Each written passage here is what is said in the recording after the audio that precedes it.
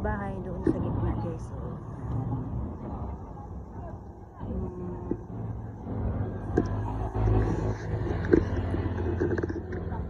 mag-isa lang ako dito guys, tahimik, pero maraming tao tambay. Doon may tao sa baba, bumaba yan. Yan guys, parang umuulan yata, may kidlat. Tingnan mo yung langit, may piling.